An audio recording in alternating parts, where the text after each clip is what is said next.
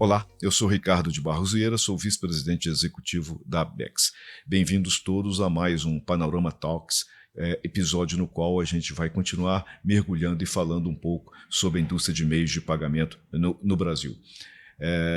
Aqui recebemos sempre convidados importantes para compartilhar experiências e conhecimentos com todos nós, principalmente você que nos assiste. Hoje nós temos aqui o prazer de receber um vice-presidente executivo da Abex, que tem uma longa carreira, seja como consultor, trabalhando em startups, instituições financeiras, ou como country manager da Visa na América Latina. Região andina? Região andina. Antes do Brasil. Região andina e agora country manager no Brasil.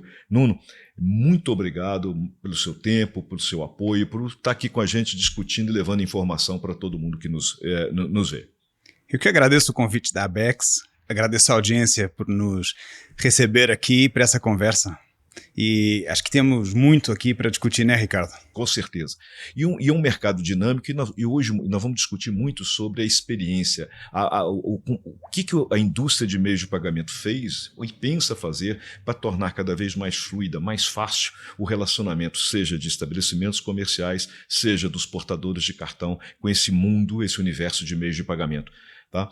Então, talvez para a gente começar, você que tem experiência, né, de sobra nesse assunto, analisar um bocadinho como é que a indústria, ao longo dos tempos, não, ao longo dos últimos anos, ela vem cuidando, trabalhando dessa questão de melhoria da experiência do estabelecimento comercial e dos nossos milhões e milhões de portadores de cartão. Boa, Ricardo, é uma longa jornada, não é? E quando a gente fala de experiência, a gente fala de empoderar tanto o consumidor quanto o comércio, não é?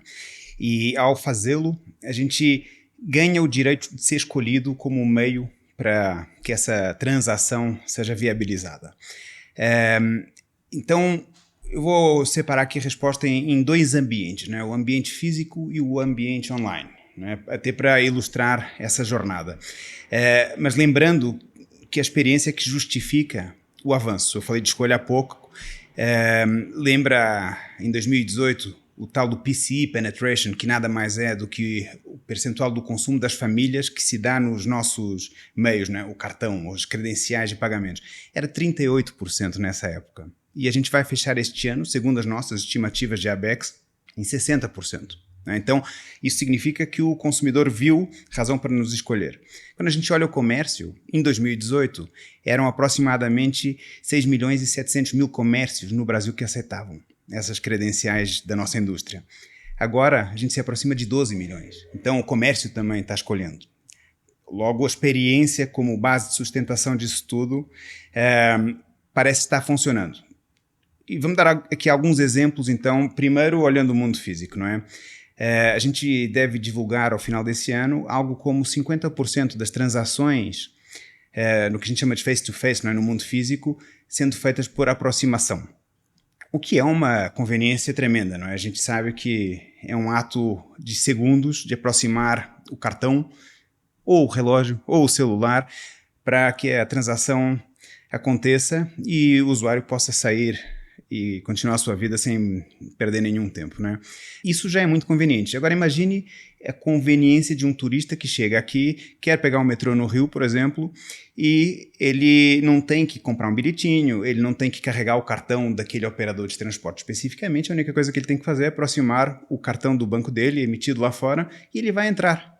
Esse tipo de conveniência, de novo, é que se traduz em escolha e tem nos dado todo esse resultado que eu mencionei ao início. Ainda tem muita coisa para fazer. A gente fala de pagamento por aproximação. E quem não tem um instrumento? Como indústria, você sabe muito bem, a gente está avançando com uma solução de QR Code da indústria, não é? Para que sirva para todos os participantes, seja um padrão único, não é? Olhando o comércio, a gente quer avançar também com muita força no tal do Tap to Phone, ou seja, permitir que o celular do comerciante seja uma maquininha, meio que desmaterializar a maquininha, transformá-la num software em vez de um hardware. Mais razão para dar a escolha. Tecnologia embarcada dando essa experiência com todos os outros atributos de segurança, etc. Mas aqui falando de experiência ainda. Vamos pensar agora no mundo digital, né? Me permite, antes Claro. da gente entrar no mundo virtual, vamos colocar, quer dizer, Hoje, pelas informações que a gente tem aqui na BEX, né, se não 100, 99% de todo o parque de máquinas no país está preparado para receber transações por aproximação. Eu converso com os principais emissores que também são associados da BEX. A emissão de cartões com essa tecnologia é quase que 100% dos novos cartões estão sendo emitidos nisso. Quer dizer, o crescente de disponibilização de usuários e de máquinas que capturam é muito grande. O que a gente precisa é de penetrar com mais força em alguns ambientes, como você falou muito bem, transportes públicos, pedágios, para tornar a coisa mais fluida e melhor para todo mundo, não é isso? É exatamente isso. Fluidez é exatamente o que a gente busca. Que o pagamento não ocupe muito espaço na vida daquele usuário. Não é? Ou do comércio. Do lado do comércio ele não quer ter uma fila, ele quer vender mais. Então, se alguém tiver que parar para fazer um pagamento, significa que tem gente esperando, tem gente que vai desistir. A conversão diminui no mundo físico, também isso acontece, não é? Do lado do consumidor ele tem mais o que fazer. Ninguém vai para algum lugar para pagar. Isso. As pessoas vão para comprar, então o pagamento tem que quase que sumir. E é essa fluidez que a gente busca. E aí a gente tem sempre que pensar em escolha, não é? Não é uma aposta apenas num plástico com uma antena NFC para fazer o pagamento através do cartão. Pode ser no relógio, como eu falei há pouco, pode ser no celular. Em algum momento ele vira biometria. A gente aposta que o próprio pagamento por aproximação mude de forma em algum momento, mas a fluidez é o nome do jogo. Segurança. A segurança é uma premissa. É isso aí. Então eu vou começar justamente pela analogia do que é um pagamento por aproximação no mundo virtual. E aquilo que a gente está trabalhando como indústria para implementar o mais rápido possível, em inglês a gente chama de click to pay, não é? Que é basicamente como aproximar o cartão no mundo físico, mas ali é apertar um botão. Os dados da credencial, tokenizados, já vão estar ali embarcados. O comércio não vai ter que perguntar ao usuário qual é o número do cartão, vencimento, o CVV. Isso vai estar ali, vai ser conhecido. Inclusive outros dados, como endereço de entrega. Então, quando o processo é tão simples como dar um clique, daí a analogia é aproximar o cartão, tem mais conversão para o comerciante, tem muito mais fluidez e conveniência para o usuário. No final das contas, de novo, o pagamento não deve ocupar um espaço. Ele deve ser o mais fluido e praticamente invisível possível, né? Esse é um dos avanços que a gente está buscando agora para esse ano. Obviamente, ele também nos permite preencher aí alguns gaps que a gente deixou historicamente, como o débito, que exigia um processo mais demorado, muitas vezes a autorização não era ideal, e o Click to Pay, ao tokenizar a credencial de débito, vai resolver isso também e fazer com que a autorização seja muito mais elevada e que a fluidez também seja compatível com uma experiência numa credencial de crédito. É isso que a gente está buscando. Obviamente, isso é para preencher aquele espaço do usuário não conhecido pelo comerciante. O espaço do usuário conhecido, a gente viu que foi muito bem preenchido e continua sendo com o tal do Card on File, que é quando o usuário coloca num app, por exemplo, seja de transporte, seja de entrega de alimentos ou supermercado, o seu, entre aspas, cartão ali dentro. E teve uma grande aceleração durante a pandemia, até porque era a maneira de comprar sem sair de casa, e isso vem se dando cada vez mais, e o futuro passa por ter as credenciais meio que invisíveis em todos esses serviços. Mas, de novo, são alguns avanços. E eu falei aqui muito de pagamento, como se fosse a única coisa que a gente faz. A gente também faz transferência de valores entre pessoas, entre empresas. Por exemplo, no WhatsApp Pay, que a gente agora está trazendo em grande escala. Outro dia eu fiz uma conta em relação a um meio concorrente, em vez de 13 cliques para conseguir mandar o dinheiro do Nuno para o Ricardo, são 3 cliques. E as credenciais estão tokenizadas. A segurança que está ali é a mesma segurança que o usuário tem usando as nossas credenciais para fazer uma compra, não é? Então, experiência é isso. Experiência é tirar o pagamento ou a transferência ou qualquer movimentação financeira do papel de protagonista, deixar-o invisível com toda a segurança por trás. Mas eu acho que a segurança é tudo, mas a indústria também cuida da segurança pós-transação, né? Eu acho que um dos nossos diferenciais é a questão do chargeback, né? Quer dizer, o direito de arrependimento, quer dizer, as regras do Código de Defesa Consumidor, elas estão presentes nessa relação entre as credenciais de cartão, seja de crédito ou de débito, com o portador e o estabelecimento comercial. Isso é um diferencial forte, seja no mundo virtual ou seja no mundo físico, né? É claro, quando a gente fala de segurança, conceito muito mais amplo, é um conceito de confiança.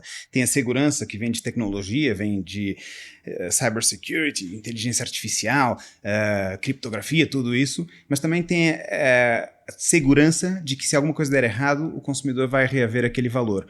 Aquela compra não vai ficar ali empatada para o resto da vida, não é um arrependimento.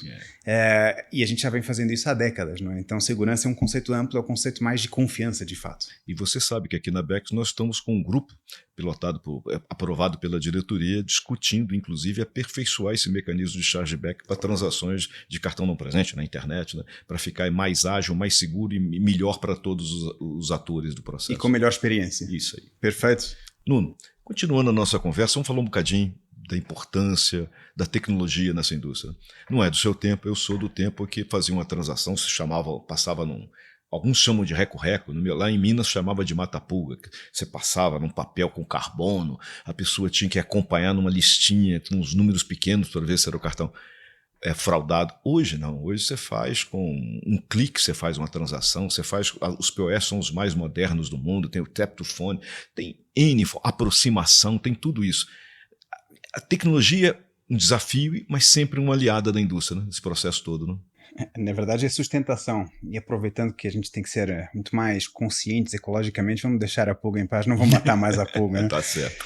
Mas a gente vive de habilitadores, né? Habilitadores são essas tecnologias que permitem ter as tais experiências que a gente comentou há pouco, com a segurança que a gente comentou há pouco, né? Eu poderia falar aqui de várias delas, eu vou usar uma como exemplo, na verdade duas, mais lá na frente, mas aqui eu começo por mencionar a tal da tokenização, não é?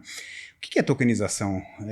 Além de um termo super sofisticado, pensem como se fosse uma ficha de um cassino, né? A gente transforma um determinado valor em algo que só pode ser usado naquele contexto, né? Outra maneira de pensar nisso é aquela rifinha que você usa numa festa junina, não é? Para fazer a compra do hambúrguer ou da barraca da pescaria, ou seja o que for, né?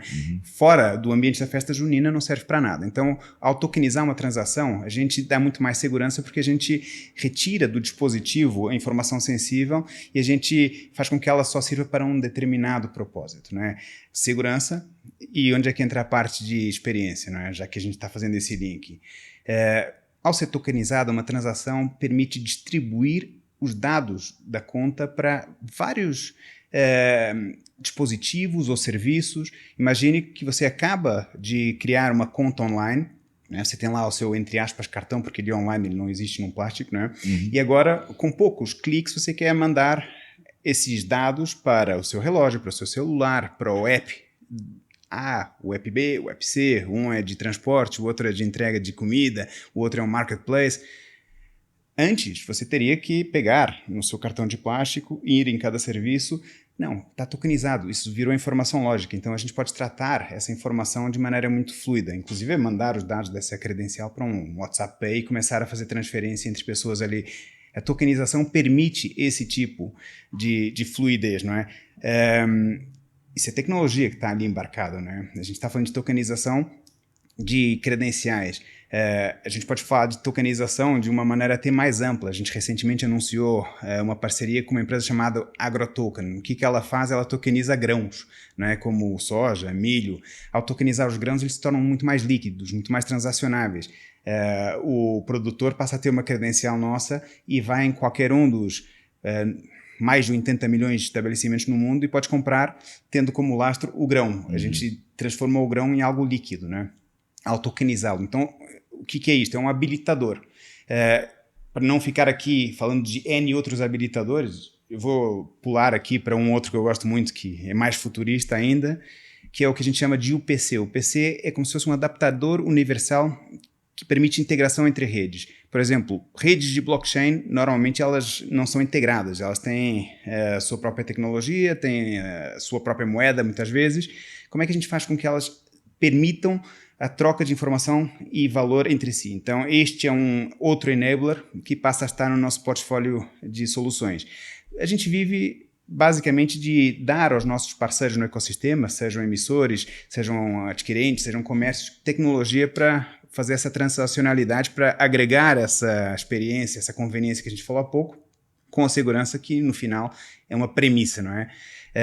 Agora, seria incompleta a minha resposta se eu falasse que os habilitadores estão sempre no contexto de uma empresa como a Visa ou de qualquer um dos nossos concorrentes.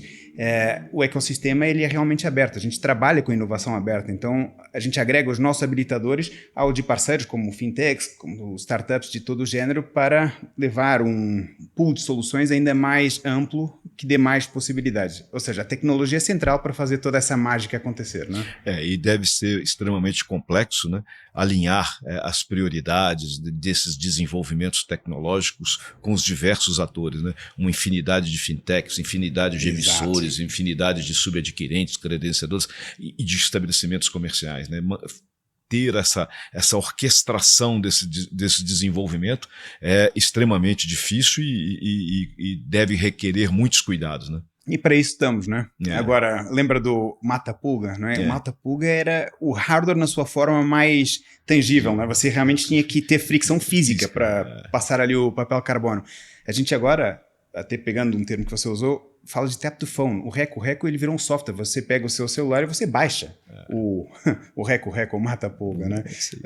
Essa orquestração, ela existe para levar toda a indústria para um determinado patamar tecnológico. Existe um convencimento de negócio, existe um convencimento de desenvolvimento tecnológico, mas ao final o que a gente tem é o empoderamento, como eu disse ao início, de consumidores e de comércios a um nível muito maior. Ou seja, esse convencimento ele tem um retorno no final, não é? E esse retorno, voltando ao início da conversa, mostra que em 4 anos a gente saiu de 38% de penetração do consumo das famílias para 60%. Alguém nos escolheu porque a gente está provendo isso, né? E nesse período que a Visa está fazendo aniversário, né, 35 anos de Brasil, olha o tamanho da evolução.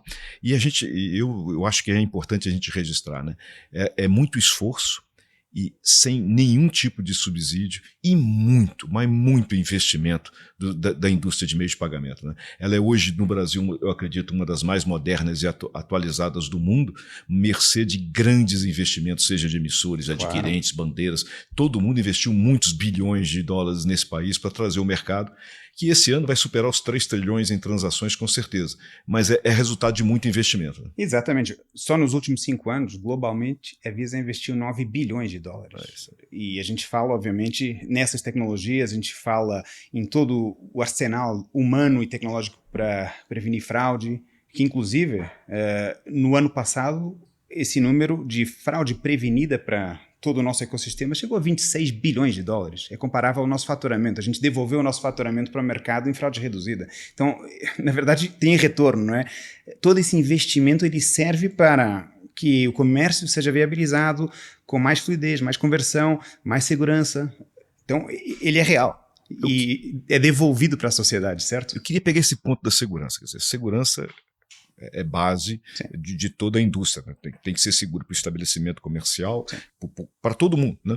Nesse processo. Então a segurança é sempre uma aliada, mas ela, se levada a um extremo, ela pode enfrentar ou ser um obstáculo a essa experiência fluida do cliente. Como é que se trata, equilibra esses pratos, essas equações na indústria? Bom, com tecnologia, né? A tokenização é uma das maneiras de chegar lá. A gente vinha de um padrão de 3DS 2.x que tem muito mérito, ele permite ter 10 vezes mais informação para aprovar uma transação, permite autenticação silenciosa.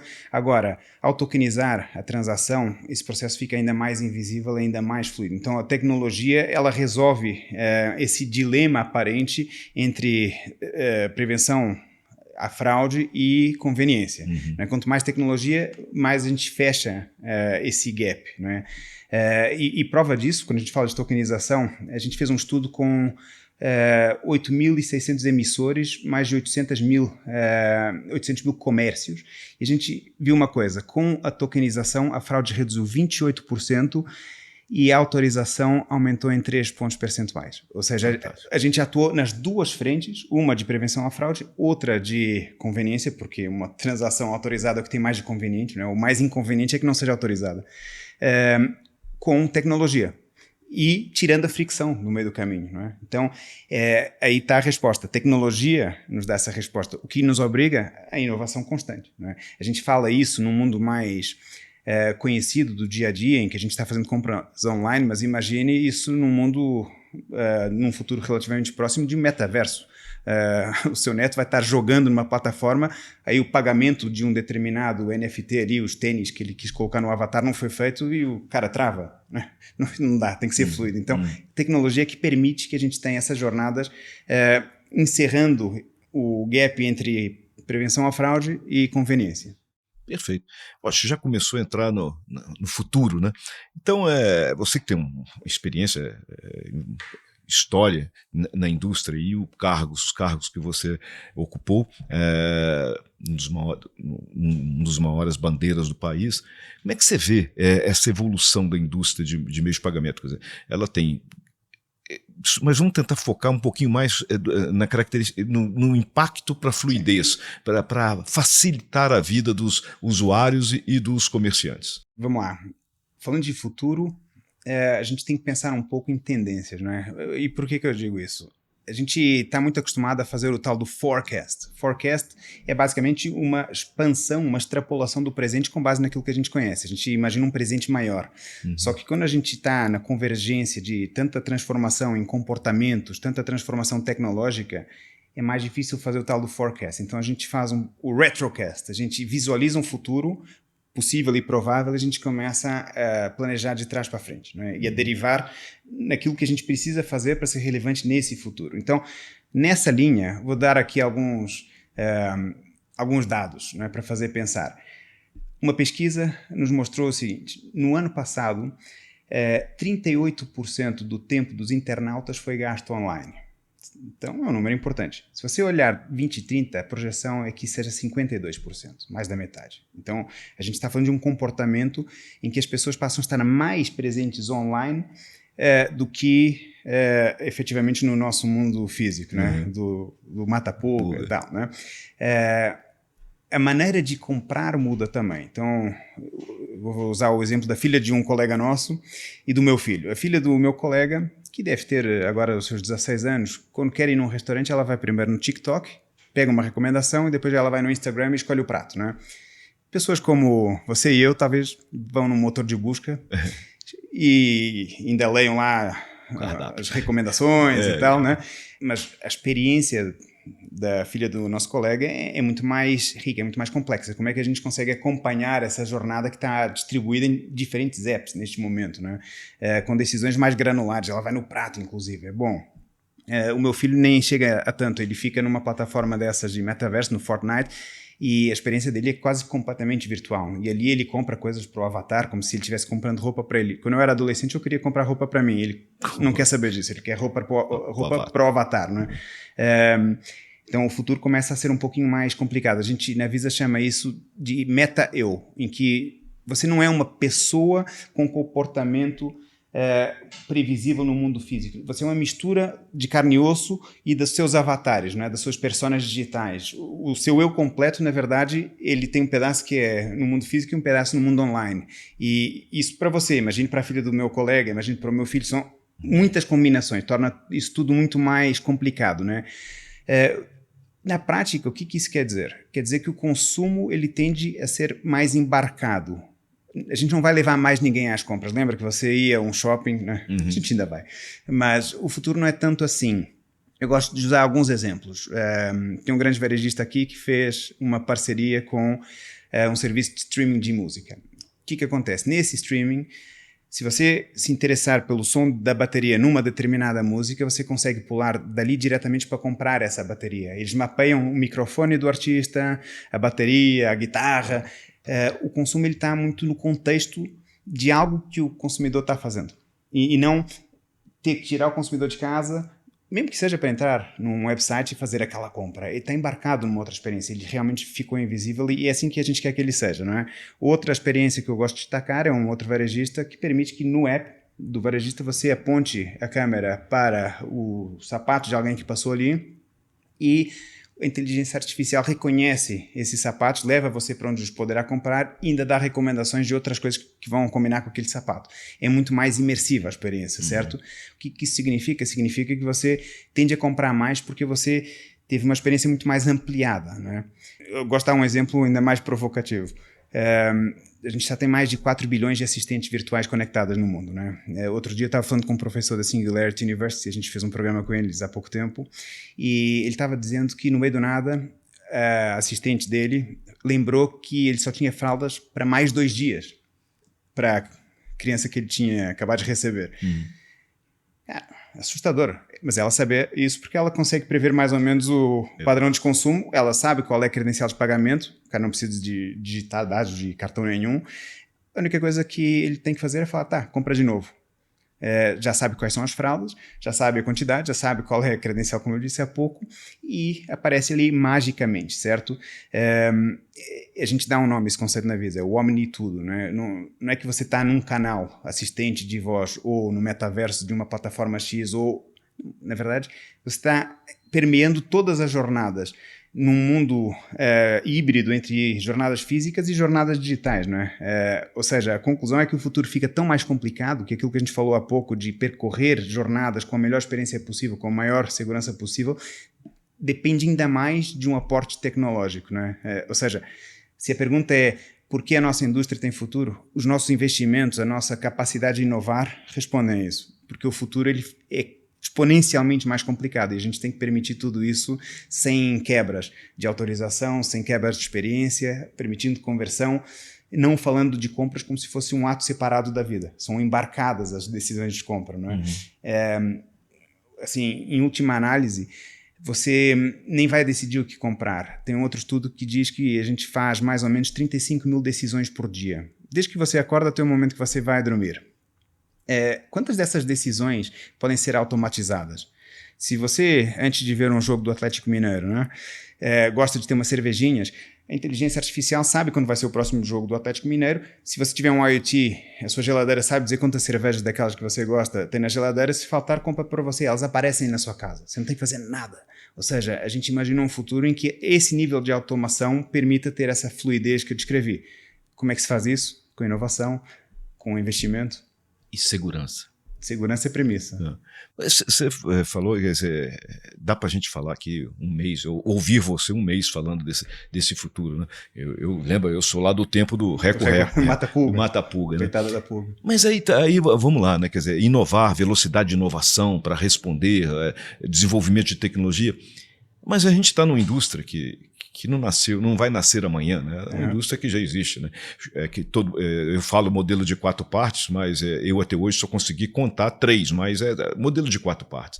Como é que você vê essa nossa indústria de meios de pagamento que vem se desenvolvendo? Aqui no Brasil, as transações com cartões já são mais de 1/3, o volume é mais de 1/3 do PIB. Então é extremamente relevante, né? Extremamente importante para a sociedade.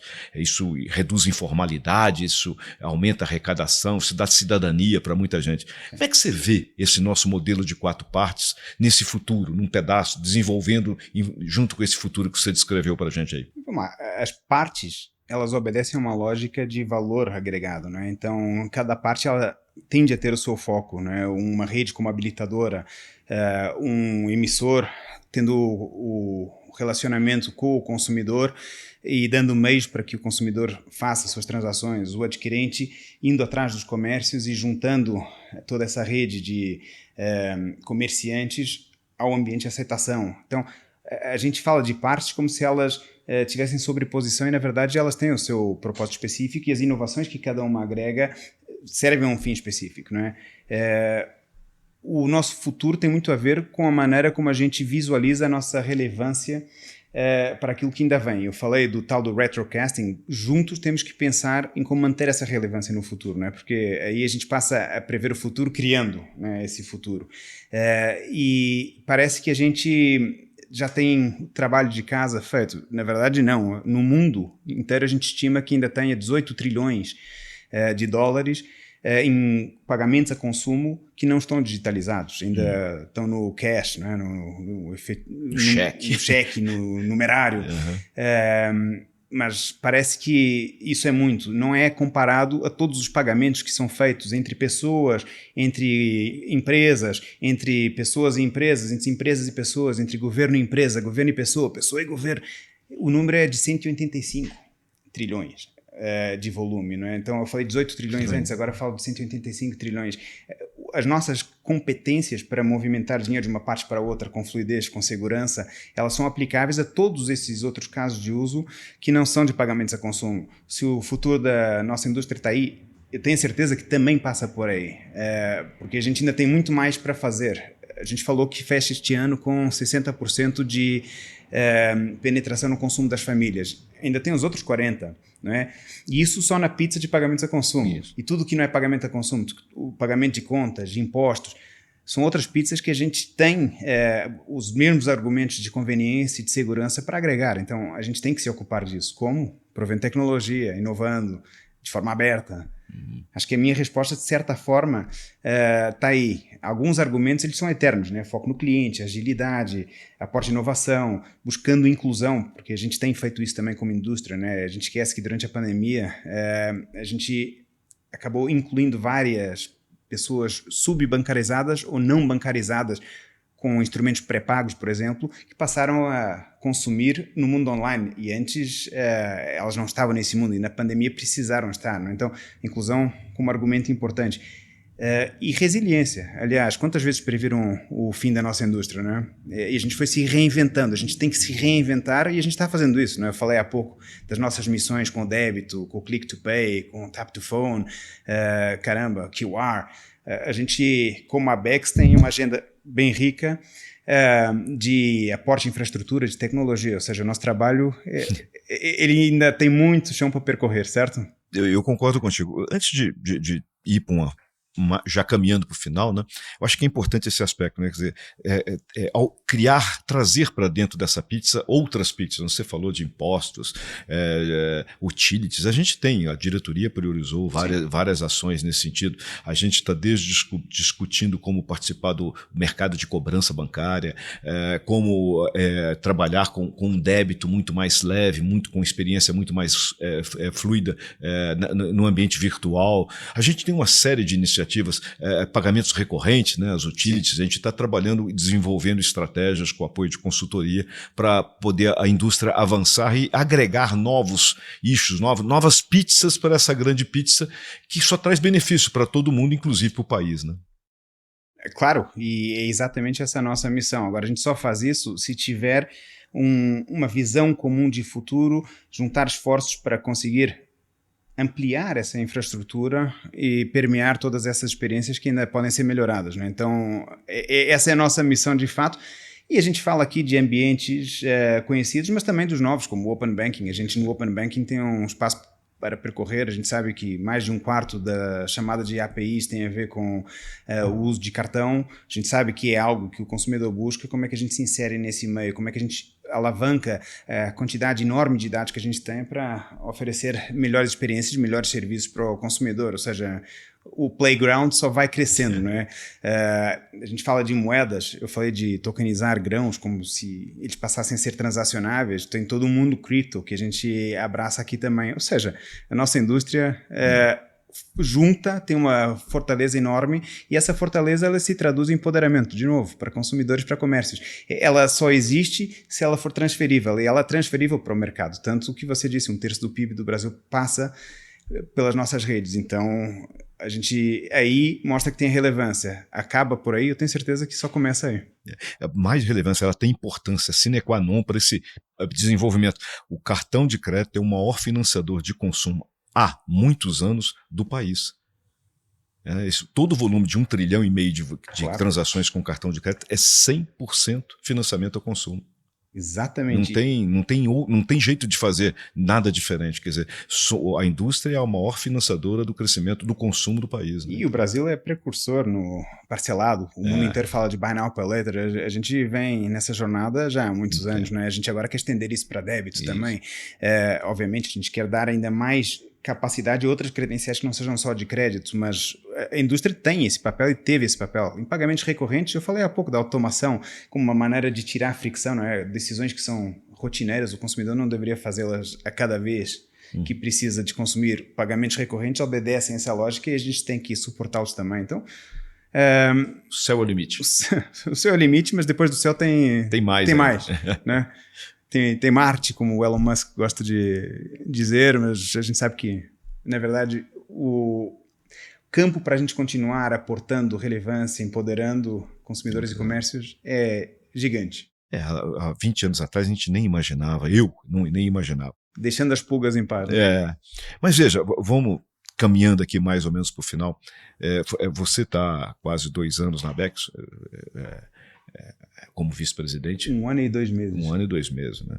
Então, eu conheci mais nesse período.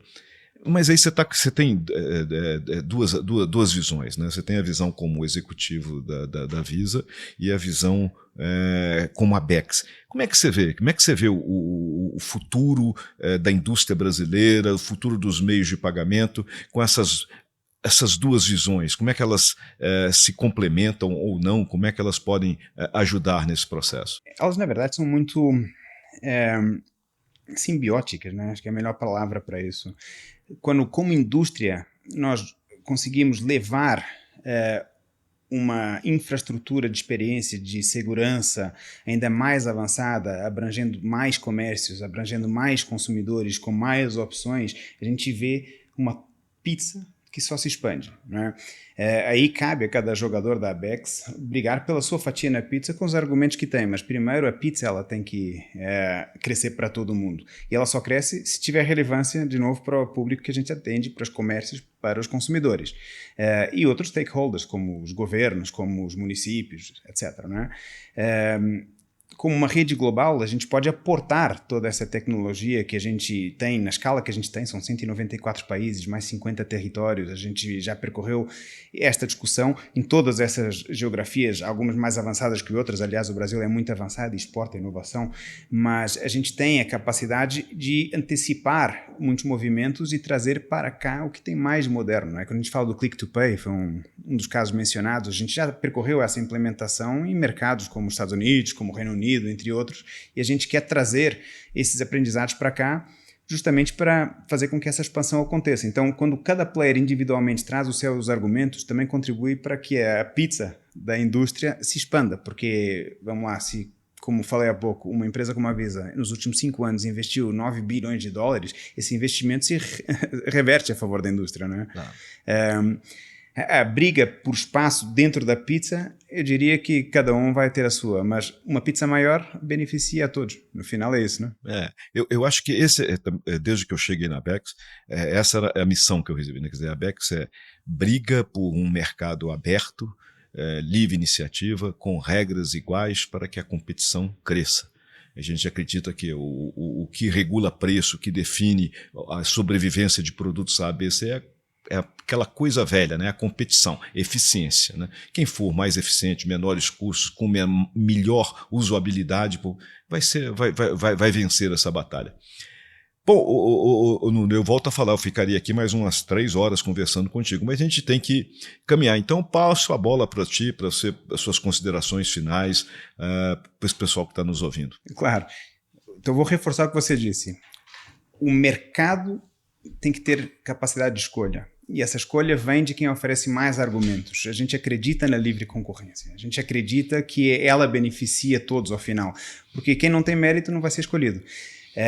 De forma alguma, a gente quer limitar o campo da concorrência, sendo excluídos de determinados lugares onde a gente teria como participar. O que a gente quer no final é poder participar e aportar tudo o que a gente falou aqui, e deixar que consumidores e comércios façam a sua escolha, não é? Na verdade, a livre concorrência talvez seja o melhor modelo que a gente encontrou como sociedade até aqui. Vamos continuar usando isso para poder investir como foi investido, aportar toda a inovação que a gente consegue aportar e chegar nesse futuro que eu descrevi com MetaEus, com OmniTudos, né? Se Deus quiser, vamos chegar lá. Perfeito. Bom, muito obrigado pelo seu tempo, por dar para a gente um pouco dessa sua visão, compartilhar essa sua visão, esse seu conhecimento. Eu creio, assim como eu creio que todos os nossos ouvintes devem ter gostado bastante. Obrigado, Nuno. Muito obrigado, Ricardo. Obrigado, Abex.